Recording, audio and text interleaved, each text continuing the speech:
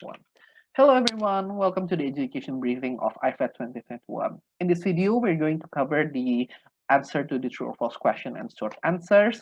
We're also going to reveal the result of the exhibition debate, covering and breaking down the clashes behind it, or decision and justification, the justification behind scoring of it and such, so that you can use it as a benchmark for your experience and your education in IVED 2021. Before we proceed to all of that, a couple of general feedback for the educator based on the submission that we have received. Firstly, general comment in oral education is not mandatory. There are some cases in which the submission that we have where the educator spends most of their 5 minutes to explain or to give us a general comment. While this is something that is good, note that this is not mandatory, and the justification behind your decision is extremely more important as opposed to your general comment. Because again, your job here is only to judge and not become their coach. You can provide general comment or feedback towards the debater in the Discord, for example, when they ask it for you and such, all of that. But note that even in IFA 2021 rounds, you also have a limited amount of time to provide your oral education and make the best use of that time to provide closure and justification to the debater. Secondly, don't be conservative with scoring. We feel like a lot of times where the submission that we've received, where the adjudicators place safe with their scoring around the slightly below or only slightly above the average score, or simply playing with the average amount of scores and such, or even in some cases where the score, some adjudicators are brave enough to score a speaker incredibly low but are hesitant in providing a higher amount of scores, where we feel like in the exhibition debate there are a speech that achieve above average level, and we feel like you should not be hesitant to provide and reward that speaker with an above average scores at the end of the day, not only slightly above average. Thirdly, focus on weighing argument as opposed to describing what each team has brought. We feel like in a lot of time, a lot of the educators simply takes most of their time, or even in their oral education, only explaining their argument that was brought upon by side proposition or opposition, as opposed to explaining why that specific argument is more important, or why certain team has better engaged in this particular arguments and etc. We feel like you need to focus more on weighing and valuing argument, and why is it that you value a certain argument more important, for example, or value a certain engagement to be extremely more offensive in comparison towards the others and such, as opposed to just describing and retelling what the argument that was brought upon by the debate. So focus more on weighing it as opposed to describing it. Lastly, be more mindful with responses that might not be as direct or even might be implicitly. We feel like a good example to this, we feel like a lot of the educator, when valuing proposition argument about education, they value opposition responses that was credited was only that they will be taught, right? They will be taught to use that money fairly and etc. Meanwhile, there are a plethora of other and possibly stronger responses coming from side opposition that might not be as direct as towards the education. For example, opposition explaining why is it that why is it that education is not the most important variable, and there are other variables of success in developing businesses, for example, and the principle, the focus and the duty of the government that needs to be focused at regardless of success rate and etc. We feel like a lot of these responses were considerably stronger, and an educator needs to be more mindful and more aware of these possible responses. While it is not direct and not perhaps parallel towards the education argument, it is still a response to that particular argument, one that you need to seek because of its implicit nature. So yeah, that being said, let's move on to the true or false section. Randy, take it away. Hi everyone, my name is Randy. I'm one of the member of Education Core of IVED 2021. In this presentation, I'm going to address two things. Number one, frequently asked question, and number two, the true or false question. So just directly proceed to the first question in the frequently asked questions part. So the question that we receive is that, who will be delivering the verbal to debaters? What you need to notice is that all adjudicators will be delivering verbal to debaters. The order would be trainee first, and then followed by panel, and then followed by chair. In the case of dissenting judge, in times of split decision, adjudicators in the majority vote will deliver their verbal first, and then followed by the adjudicators in the minority. But then the rule of trainee, panel, chair will still apply in this scenario.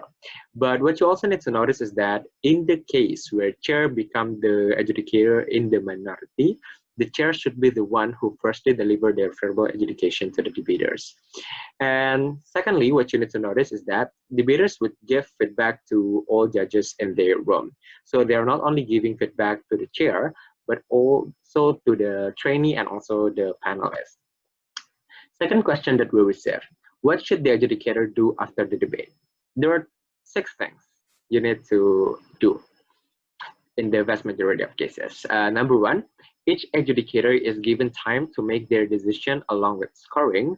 Number 2, after all of the adjudicator has made their own decision, the chair will gather their result and score from each panel. Number 3, the chair will announce the decision made in the debate to the panels and also the trainee. And number 4, the chair inputs all the result in the ballot. And 5th, they may be allowed to do conferring if there are still available time. But remember, this is optional, this is not mandatory. And last but not least, adjudicator delivered the oral adjudication in accordance to the order that I have mentioned previously. So for all the chair, I think I need to also emphasize that please input all the result in the ballot and actually submitting it, because not doing so will delay the entire schedule to run, right? So before you deliver your oral adjudication, I think it's better for you to input and actually submit the result through your link. Third question: what do we discuss in the conferring? I think there are so many things that you can discuss. Aligning the common problems exist in the debate, for example, or discussing insights from adjudicators, or the dynamic of the debate in general. However, do bear in mind, I would like to emphasize that conferring is not mandatory. This is just acting as an optional option.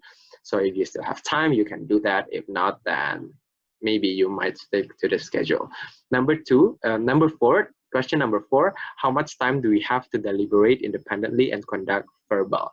So there are 15 minutes to make decisions. So you can focus in reviewing the debate. For example, you will be given 15 minutes to make your decision, and maybe if you want to make your OA as well, as long as it's still within 15 minutes. That's probably fine. And also 15 minutes for oral adjudication. But you need to notice that 5 minutes for each adjudicator. It means that chair will have 5 minutes of oral adjudication, panel and trainee also will have 5 minutes for delivering their oral adjudication. Question number 5, do I have to judge all the way to the elimination round? You may skip one prelimination round and still be eligible to break, and you will judge the elimination round if you break as an adjudicator, right? So if, for example, you skip more than one prelimination round, I don't necessarily think that you can be eligible to break. And bear in mind, if you break, please be responsible, because you will be allocated as an adjudicator in the elimination round. So make sure you're available. Adjudication test. So I think that's all for the frequently asked question. Now move on to the adjudication test answer. I'm going to address the true or false session. Number 1, team that violates equity guideline in the tournament will automatically lose the round. Obviously, it's false. Because when someone commits equity violation, that does not automatically mean they lose the round, and that does not necessarily mean that it decreases the quality of their argumentation and also their engagement and other things. It means someone can report this to a equity committee for further investigation. However, statements that violate equity guidelines will be most likely are less persuasive due to its nature of generalization, for example, like how all Asians are stingy and scammers, right? So I don't necessarily think that you want to do this. And I think you can rephrase, for example, your wordings. If, for example, you want to prove a point, you do not have to do an or violates an equity if, for example, you want to prove a point. Number 2, a second speaker that does not bring any extension will have lower score than their teammates. Obviously, it is false. The credit that a judge should give to a second speaker should not be contingent on the extension that they bring. Second speaker can also be credited for their new framing, for example, characterization, examples, and many more. Should this new material submitted by the second speaker has significantly better the case of their team or better the case of the fundamental case that their prime minister or deputy or leader of opposition has established, the possibility of them having an equal or higher score than their teammates can still be high. So remember, the speaker score of the second speaker is not contingent on their extension. Their new contribution and their contribution in general in their speech might give them an amazing score as well. Number 3, true or false? The winning team should have the higher score than the losing team. Yes, it is true. The winning team should have higher team score than the losing team. This means the total score of each speaker cumulatively should be higher. However, it is possible for the best speaker of that round coming from the losing team, because being the best speaker does not mean you automatically have the higher cumulative team score, right? So you need to notice that team score is the accumulation of each speaker's score. And if as a team, your score is higher, then you should be the one who won that particular round. But that does not necessarily mean that the best speaker of that round will come to the winning team, because maybe even though the other team cumulatively is not higher than yours, but this particular amazing individual might be higher than every speakers in your team. So yeah, this scenario happen in many cases. 4, a team that won the debate has to win all the clashes. No, it's false. So a team in the debate round does not have the obligation to win all the clashes, but in the vast majority of cases, the winning team will be more likely to win more classes than the losing team. So assuming there are 3 classes, for example, in the debate, the winning team might probably win 2 clashes out of 3.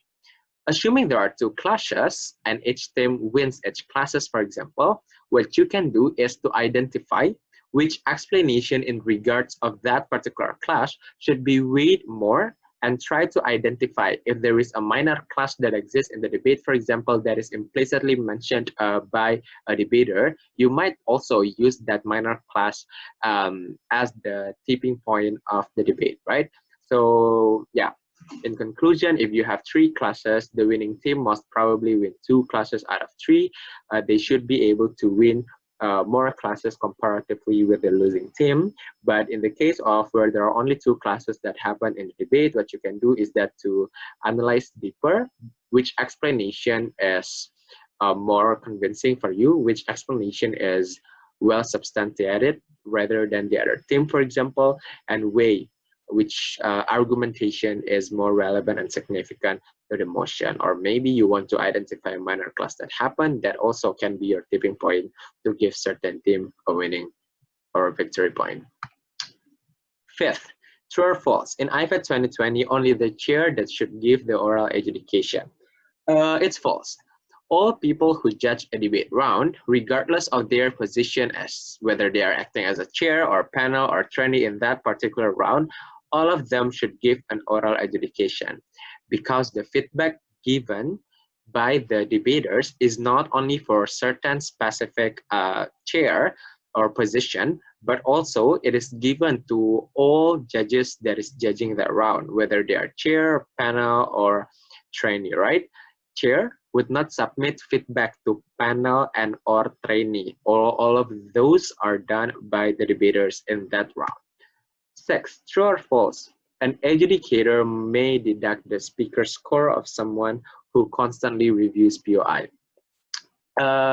This is actually a tricky question, because in Australia's format, we don't allow debaters to offer POI, and it is also applied in IVED 2021. There's nothing to be refused.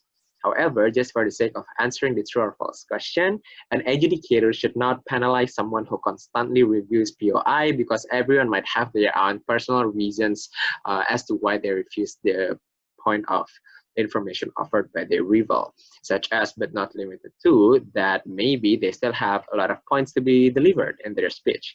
Besides, a debate should be judged based on your contribution and not based on whether or not you accept POI, and not based on how many POI do you give in the debate round, right?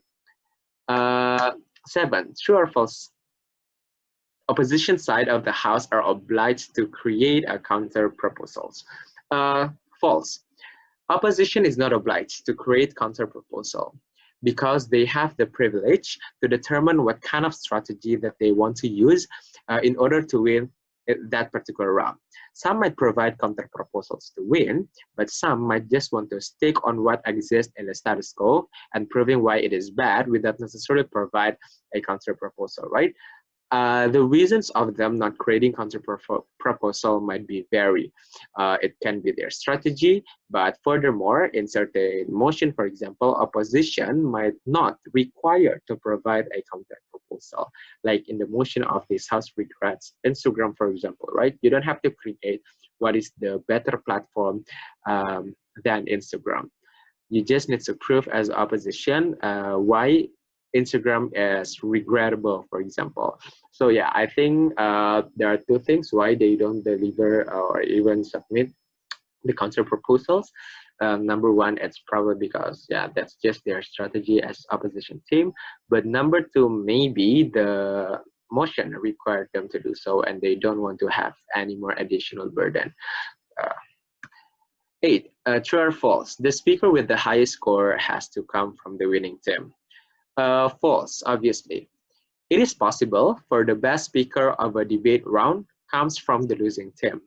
Yes, I previously mentioned to you, just because their team loses, for example, it does not necessarily mean that this one particular individual speech should be credited less, right? Please assess the speech as it is, because the losing team is a team that is calculated based on the cumulative team score of all speakers. But should their teammates or one of the person's speech is not as outstanding, it does not mean that they have the exact same similar speech quality, right?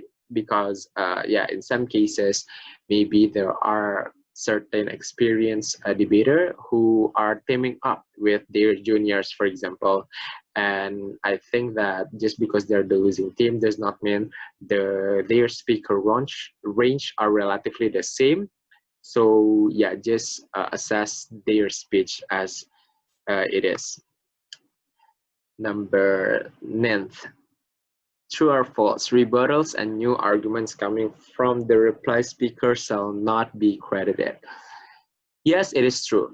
The reply speakers aim to help adjudicators in weighing the debate, and at the same time convince the adjudicators why should your team win the debate, right?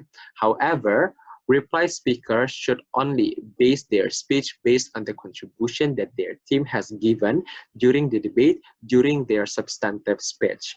New rebuttals, new arguments, new framing that is coming on the reply speech should not be penalized, but should not be credited as well. So I think, yeah, that's just as simple. 10.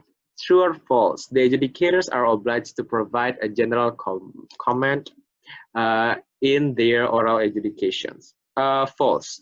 Adjudicators are not allowed, no, adjudicators are not obliged to provide general comments because not all debate require one. Maybe the debate is gone pretty well and gone pretty fantastic, in which, in that scenario, you don't need general comment, right? So don't force yourself to have general comment. The most important thing that you need to pay attention to is to provide the reasonings behind the verdict that you made, right? Because I think that this is also good for the debaters, not only to give them additional insights and knowledge, but also to give them the feeling of contentment because your explanation is satisfying enough, so they can accept your decision, your verdict. So yeah, I think that is all for the true or false question and also frequently asked question. So hi everyone, now I'm going to explain the result from the short answer section in the adjudication test. So directly going to the first question is, assuming that a team has made a contradiction in one of their argumentation, however, their opponent did not highlight this contradiction and hence did not use this to their advantage at all. How would you value this contradiction to them? Okay, so the answer to this is that this contradiction should be assessed delicately based on the dynamic and specific condition of the debate. At best, this contradiction might make the argumentation delivered by the team to be less persuasive. However, a team should not be penalized because of this contradiction, especially when the opposing team does not point or use it to their benefit. What a judge can do and your role is to only take the previous statement that the proposition has made. Furthermore, a contradiction in a team is not an indicator of giving them an automatic lose. Going to the next question is, you're judging a debate where there are two clashes and both prop and op has won each one of the clash. What aspect that you're going to use to determine the team that will win the debate? The answer to this is that in the situation, a judge is required to firstly analyze and pay attention to what extent each of these teams has won the clash, like how deep is their analysis on that specific clash and how elaborative their argumentation in that specific clashes. Secondly, is take a deeper look on the engagement that each team has made in regards to those clashes. Like, sure, a team has an attempt to make comparative on the clash, we believe that should be an effort that we need to credit in the debate. Furthermore, a judge might also want to find an implicit statement that might show why the specific clash that this team won is more important and more in line with the spirit of this motion that we are debating right now. Next is the question on what is the burden of proof and how do you place the burden of proof in your adjudication. So the answer to this is that burden of proofs are questions that teams need to answer to elaborate their contribution in the debate. We use burden of proof in the debate to assess two things. Number one is the persuasiveness of the argumentation and any contribution, such as rebuttals or extension. And second is the depth of analysis to their case. Burden of proof can come from the motion. For example, that when the motion is the self regrets, it means that we are going to evaluate existing trend or phenomenon and why we need to regret that particular trend. Or the second is from the dynamics within the debate established by each team. It's important to note that the importance of burden of proof is subject to change or added or reduced as the debate goes by, as there's going to be engagement and responses between teams. So as a judge, it's important not only to see whether a team has fulfilled their burden of proof, but also how the other team responded to their burden of proof. So it's very important that judges keep judging the debate holistically. Next question is on proposition fiat. Like, what is proposition fiat? And does opposition fiat also exist in the debate? So proposition fiat is an assumption that proposition team has all the resources and capital for their proposal to be implemented. This fiat is also extended to opposition team, where they are assumed to have equal amount of resources to conduct counter proposal or explaining the comparative on opposition. Example would be on motion, this House would legalize abortion. Here, it's a proposition fiat that the House can legalize it. Then the question in this debate is that should we legalize it? On opposition, on the contrary, they have the ability to claim that the same level of social capital or other resources also exist to conduct other point of alternative or having drawing the comparative on opposition. So that's the answer. And going to the last question is, assuming that there is a speaker who delivered wrong facts, like Indonesia is an extremely liberal country, or Nauru is the biggest contributor of gas emission in the world, how you credit the statement made? So the answer to this is that the judge should not give an automatic lose towards the team who delivered wrong facts, especially if it's not mentioned in the opponent team's speech, and should not centralize their assessment or your deliberation based on the facts mentioned by a team. Moreover, you need to also analyze how significant is the wrong fact stated by a team. Is the fact delivered serve as example only? Does it serve as the main case identity of the team? Or is it just a slip of tongue? So identifying all of these things above might help the adjudicator to determine how much credit do they want to give a speaker. But again, it's not an automatic lose if they mention wrong facts during the debate or their speeches. So that's all about the short answer result. Now is the exhibition result. Bobby, please take it away. Thank you. All right, everyone, let's move on to the exhibition result. But before that, we want to remind everyone that just because the decision that you've made is different from what the education core has made, do not falter, because we're going to judge you on the basis of your justification. So even if it's different, it doesn't mean that you'll automatically get a bad score, you will be a trainee. Yeah, so no worries upon that. As long as you have a proper amount of justification behind your result, you would be fine. And secondly, just because you started, you get a bad score on the start and you start round one as a trainee or a panelist and such, do not falter again, because you have a lot of round in which you can make amend for the things that you've done in the test. For example, you have time to learn and grow as an educator and become better in the hopes of breakings and such. So yeah, let's move on to the exhibition result. So I'm going to handle the result and the clashes of the exhibition debate. The Adjudication Core has come to a 4-0 unanimous decision to cite opposition under two classes. Firstly, would the lower middle class make the best use of financial inclusion? And secondly, does exclusion from financial services a form of protection done by the government, or rather it hinders the lower middle class ability to mobilize economically? So firstly, would the lower middle class make the best use of financial inclusion? Proposition talks about the idea that lower middle class individuals tend to make bad economic decisions due to lack of educational access and pressing economic conditions. Secondly, they also say that the fund would most likely be used for bad investment with lower rate of success due to that particular characteristic that I mentioned before. Opposition talks about two things.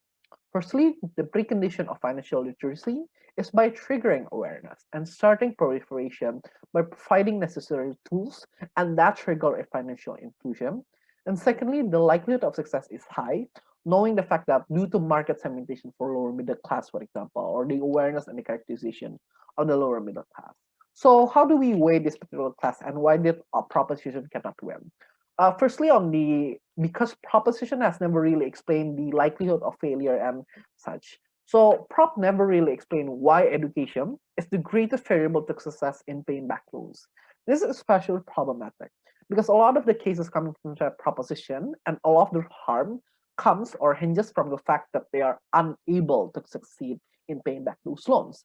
However, the reasonings remain to be singular, and that is they have lower amount of education, and hence the likelihood of them to succeed is extremely low. We don't get a link back as to why education is the variable to success in all of these things, or even responding to side opposition arguments as to why they are likely to succeed when op has really explained and does it better through four reasons. Firstly, they explain that there are important variables which directly impacts individual ability to pay a loan, namely the advising processes from financial providers and the prerequisite of having collateral for bigger loan. Secondly, they characterizes the ability for financial inclusion to help existing businesses, such as warung or mom and pop stores who need loans in order to expand. This ensures that the likeliness of success is there and exists because they are existing businesses that are able to gain loans and have trajectory of a good market, for example. Thirdly, they explain that the interest of the lower middle class society is to not ruin their credit score in order to continuously access loans in the future. Hence, most likely, they would take those loans with caution and have this sense of rationalization through the fear of losing their credit score. They even explain the existence, lastly, of prevention mechanism to be predatorily scammed by financial institutions, like the harm that Prime Minister tries to talk about with shadow banking and etc., such as regulatory body to access a safety net for the lower middle class when they want to gain loans and such, right? Through numbers only, we feel like opposition has given significantly larger amount of reasoning as to why they are more likely to succeed, or at least not result in a worse off scenario in which proposition has mentioned. Through number alone, opposition has already won this particular clashes. But secondly, in the significance of the proposal, we feel like there is no explanation coming from side proposition that differentiate the proposal from the status quo. We question prop exclusivity, knowing the fact that on up, like mentioned by the second speaker, there will still be some amount of selection provided to the individuals coming from lower middle class society, like what opposition said. The question then, why is it that even after all of this process of selection, the likelihood to failure is still relatively high? And again, because a lot of the harm coming from side proposition comes from the fact that it will be unable to pay all of those loans, right? And hence the urgency to protect, or the significance of barring individual from lower middle class from having loans, is not that significant, because right now there's a lot of the likelihood of them succeeding is also exists and such. And secondly, opposition has been explained in the status quo. Even without exclusion, smart yet poor business owner might still be excluded, knowing that failure for rich business owner, regardless of intelligence, will still be beneficial for banks because they have larger amount of collateral and etc. Yet it works the opposite for the lower middle class and such, right? So this proves that in the status quo, there are some level of exclusion and processes of selection that has been provided through the middle class. Why is all of this not enough? To the extent that they have to bar every single lower middle class from accessing financial inclusion and such. Lastly, engagement to different scenario. Processing never really play in a scenario where the lower middle class are able to manage businesses well enough to succeed. Upwards at least better, because they explain how financial needs are oftentimes sensitive, i.e. motorcycles for motor drivers, project drivers and such, phone for student and lower middle class, and during pandemic time and such. This argument is important because again, even in the scenario in which lower middle class fails in running a successful businesses, financial inclusion is still needed by the lower middle class in order for them to survive. Now we understand that this particular extension comes quite later on in the speech of the second speaker, but we decided to still count this particular argument because at the very least the explanation and some of the bits of the explanation and example were enough to make the argument fly at the end of the day and such. So moving on to the second class. Does exclusion from financial services is a form of protection done by the government, or rather it hinders the lower middle class ability to mobilize economically? If so, which is more important, right? Proposition talks about society inability to make sound decisions, like mentioned before, makes restriction on right to access financial services a protection. This inability to pay back also leads to failure to pay back debts, economic downfall in macro level, and etc. and such. Opposition talks about financial inclusion is a means that lower middle class has to mobilize, and government has the responsibility to help society mobilize. The method of repression from the government was failed the lower middle class previously. So how do we weigh this class, and why is it that opposition win this class again? Three reasons. Firstly, strong point on engagement. We feel like opposition has managed to flip the assertion coming from side proposition talking about protection, because opposition says that protection is worse on side proposition, knowing that side in up, lower middle class would still require money, and it is not provided by the government. I'm very sorry. It means knowing that inside proposition, lower middle class would still require money, yet it's not provided by the government. In that situation, the chances of the likeliness of the lower middle class using these unregulated alternatives would be significantly higher. Secondly, substantiation of importance. Gov never gave an analysis as to why the risk that financial inclusion possesses is that significant, and why barring the lower middle class from financial inclusion equate to good protection. Op managed to explain that rather than protecting the society from this risk, it is often needed as a capital for them to socially mobilize and such. And opposition has managed to explain the importance of social mobilization is significantly larger than the protection to begin with and such. Lastly, we feel like on-site opposition, they have a stronger principle on government duty. And this is something that proposition has never really engaged with. What should the government do and which duty is more important, right?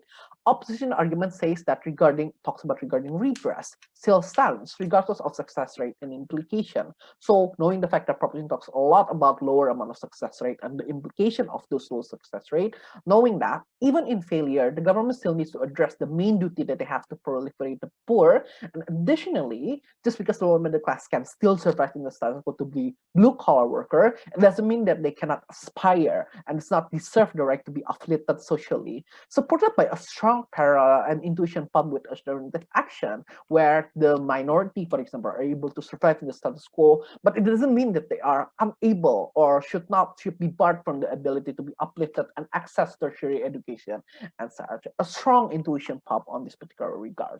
We feel like even though this particular substantiation comes later in the opposition whip, we still count this particular argument because the leader of opposition has mentioned and has talked about briefly about the duty of the government and the nuance of the government, of the argument. Still relatively the same. It's just that opposition whip provides a better substantiation and a variable that makes the argument flies even better.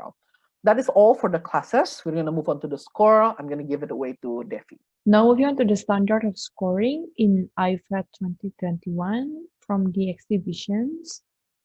Here are the scores that are generated through the previous exhibitions. The Prime Minister got the range between 75 and 76. Deputy Prime Minister 72 to 73. Government whip got 75 to 76, with the government reply range between 76 and 37. While the leader of opposition ranged between 73 to 75, DLO got 75, OW got 78 to 79, with the opposition replies on 37 and 38. The reason behind the scores, first, I'm going to explain on the 73 to 74 range in leader of oppositions. There are two reasons why they got scored as follows. Because number one, the argument that are were mostly relevant, but only with a short analysis on it. It has a bit of explanation, but the explanation did not create a significant contribution to the arguments that they brought. It has a relevant nuance, but not enough to be counted as something that are more substantial. And these cases, LO managed to give a nuance on an overall stances that the oppositions of the House will bring. Namely, why government should operate not on the basis of utilitarian, but more on why government should facilitate and give equal opportunity to the citizen. So that's the likelihood of poor people utilizing the money for class mobility. But there are no any clear elaboration on why this is something that exclusively exists when we do a financial inclusions. Not to mention there is no clear link backs on, yes, government should facilitate and give equal opportunity, but why necessarily it is more urgent and it has to be in the form of financial inclusions in the end of the day, right? This were never been explained and hence explain the reasons why leader of opposition got 73 to 74. Second is between the range of 72 to 73 in the Deputy Prime Minister. The main reasons why they got this range was because the PM provides plenty of examples that might be relevant, but the quality of arguments of economic crash become questionable. Deputy Prime Minister didn't give a sufficient analysis on why poor people are taking loan, the causal of the system don't fall, and why they didn't take it, the loan, this one necessarily happened. Most explanation were given based on example, but it didn't sufficiently explain the logical sequences of it. Not to mention that the main ideas coming from DPM were saying that we have to save the system, but without necessarily explaining why the example that I brought fulfill the criteria that they're trying to explain through their speeches. The example is appreciated, but since there is no clear analysis and no clear link back to that, it also impacting the score. Lastly, is because little to no responses to leader opposition argument. While lacking in delivery, LO still provide a substance of argument consisting of government duty to protect and provide the lower class individual and the success rate of a lower class businesses. within the range of 75 to 76, which got the PM, DLO, and also government whip. There are two main reasons why they got these range scores. That number one, they managed to provide points that are logically true, but not with the sufficient elaborations. The points addressed are relevant and important, but it lack on the depth of analysis, especially in the term process of talk. If we compare it with the previous range in the speaker score 74 in the 74 range, that they have more explanations and have a deeper analysis, but it's still not fully concluded on what is actual that they want. This is exactly explained why they got in the with the speaker score range of 75 to 76. The points were not explained in a way that their points were exclusively important to their sides. In a way, for example, Prime Minister and government whip, the argument only stuck on why it is bad for poor people to have access to easy loan, and they even till the extent of defending shadow banking and subsidy. But there is no clear explanation why the alternative is better and why giving an access to loan and will stop government to give subsidy and actually is an opportunity cost that the government of the house shall pay. The lack of exclusivity were mainly reasons why we think that the speaker score was ranged as follows. For the opposition whip, they got to 78 to 79 speaker score range. The reason there are two main reasons why this is the case. Number one, the speaker was persuasive and able to clear up several things in the debate. The response to APOC addressed the important classes that exist in the debate. They think that also the structure is very clear and precise. The speech was convincing and easy to follow.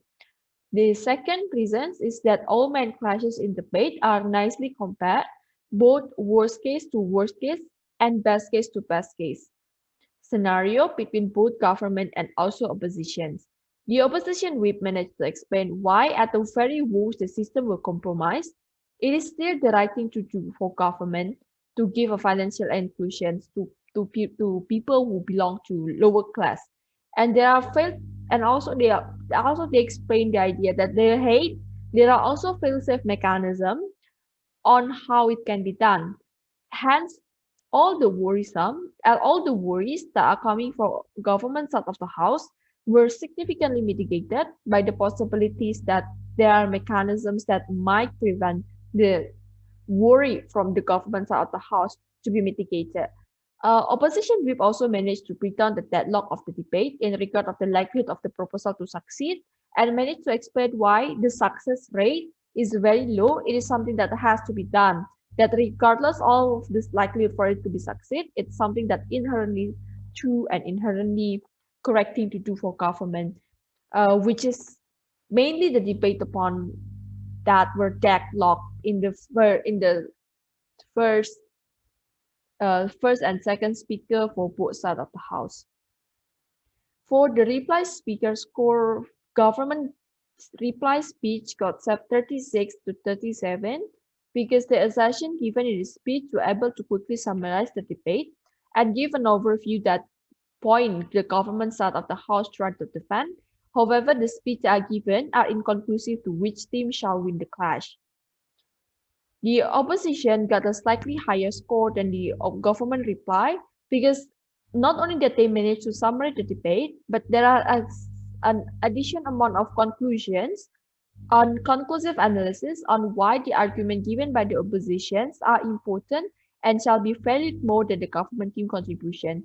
We think that this mainly the reasons why they got this conclusion were the one that get them have a higher score than the previous team's reply speaker's speech. I think those were the reasons behind the scores. All right, thank you, Devi. And that wraps up our video today. Thank you for tuning in. Good luck and have fun in IVED 2021.